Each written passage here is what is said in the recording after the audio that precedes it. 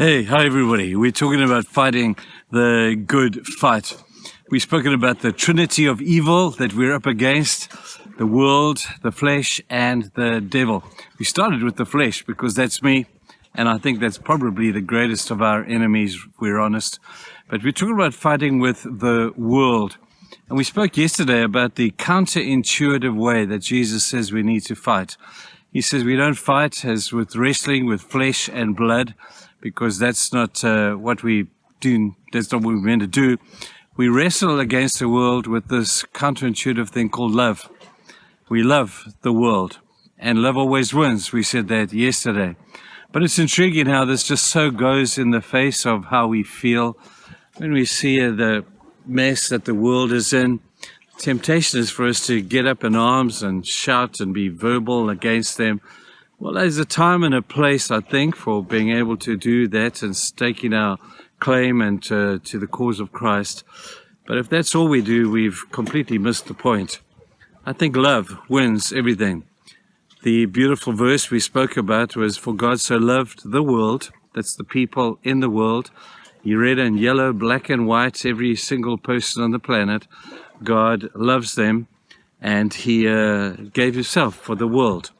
Now we see that his giving to the world, every act of giving was an act of love. And God says to us to do the same thing. When Jesus came to this world, He told us to go and love our neighbors. He told stories about it.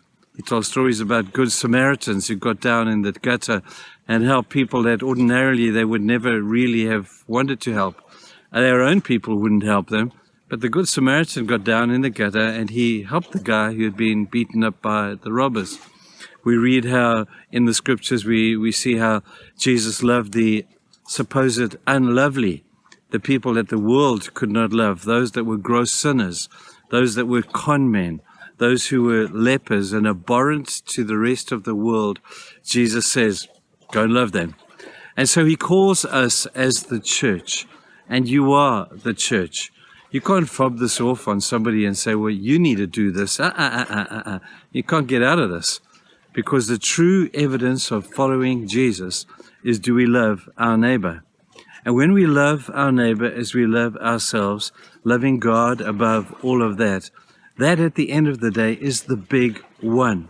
You can go through all the rituals and the motions and the prayers and the singing and all those other things, but if you don't get this, and if we as a church don't get this and maintain it, not because of some emotional feeling that we feel when it comes and then it goes and then it comes and then it goes, but when we love unconditionally, not expecting anything, not expecting that they're going to give anything back to us, that's loving as Jesus has loved.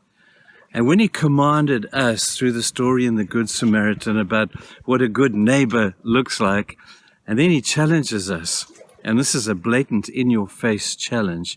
He says, now you go and do likewise.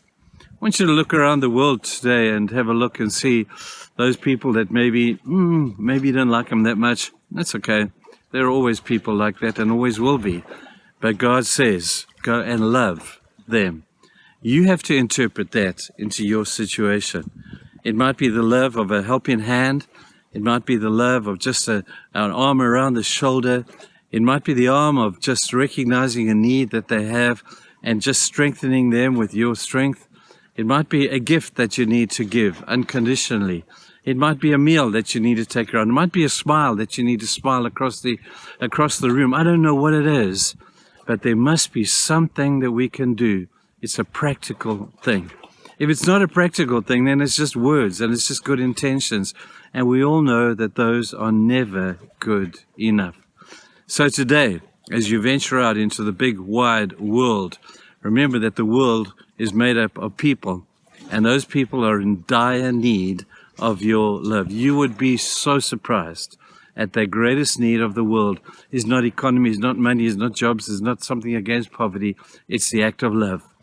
And when believers begin to act like this, that's the most powerful tool of the church. It's the most redemptive tool that the church has. I don't think the world needs too many sermons. There's plenty of sermons out there.